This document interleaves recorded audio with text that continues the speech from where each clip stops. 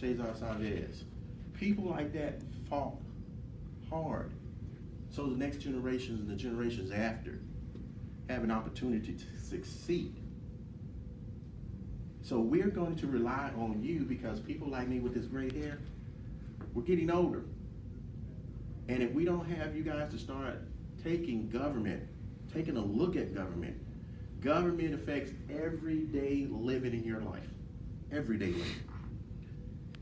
If you go buy gas for your car, guess what? Government put the taxes on that gas. You buy food, who put the sales taxes? You have an apartment. The books, your school. If you're here on a scholarship, if you got a Pell Grant, government. So, right now there's pretty much attack on education itself here in Texas. So if you guys don't start getting out there and finding out what's happening outside the arena, things may pass us by. And like I said, I travel around the state. I travel speaking, talking, eating, hanging out with people just to know what's going on, to see what their problems are. I can't fix it all by myself. I'm just a minute piece of the puzzle. It takes people, young people like you guys to help fix it. It takes young people like you guys to talk to the older people, nudge them. If you look at like what happened in Park, look what those young kids are doing now. Those are your peers. They have started a movement that like this country hadn't seen in over 50 years. Young people. Because they're tired. So don't ever let nobody discourage you from participating in the process of government or voting. Be enlightened. Be that spark. Go out and start a movement, guys, because you guys can do it. Because when these older politicians gets in there and they get set in their ways, they think what they built in 20, 30 years ago is great for you guys. It may not be. I'm 51 and I realize life changes every day. It changes every day. So that's why with my students, they say, Mr. Davis, you're not a teacher. You're more like a father, friend. You're like one of the boys on the street, because I have fun with them. I like to laugh. I like to joke. In my class, we don't even use books. What we do, I have training videos. We use everyday scenarios that happens every day, and I base real life to a teaching session. Because that's how we're gonna learn. That's how you guys are gonna go forward. So what I wanna do, I'm not gonna take a lot of your time. Please ask me questions. I love to talk. I love to laugh. Anything you wanna know about the process, how you get involved, or how do you get started, ask me. I would love to share that knowledge with you.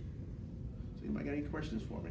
And I like people to ask questions, guys. Don't sit and look at me, because I'll sit back and look at you. Yes, ma'am, I know you was waiting, but I know you just want to ask me something. How did you get started? Okay. How I got started? Well, like I said, I got started when I was 11. My mom had me passing out flyers. So I was around a lot of politicians, and I kind of liked what they doing. This was Dr. So-and-so. I'm like, man, I want to be a doctor. Or this is Senator so-and-so. I liked it, and I just saw all the respect people gave, okay? And then someone put me aside and says, yeah, they may give the respect, but it's hard work. You got to be able to do this. So as I got older, 14, I knew I wanted to run for governor. Believe it or not, people like, what? They were shocked. At 14, at that time, we couldn't believe a black man would ever be president. But I dreamed to be governor of Texas. And I said I would do it by age 55. Well, I just ran for governor, and I gave a hell of a run. Third place ain't bad out of 10 people, okay? And guess what? In 4 more years, I'm gonna run because I am gonna be the first black guy. So I saw a cause. I started feeding homeless people. That's how I got started as I got older. And then I started seeing communities like where I grew up, stores closing. They started getting abandoned and raggedy looking. I'm like, man, our community look like poor raggedy folks over in this world where we live. It ain't supposed to be like this. So then I started going to city council.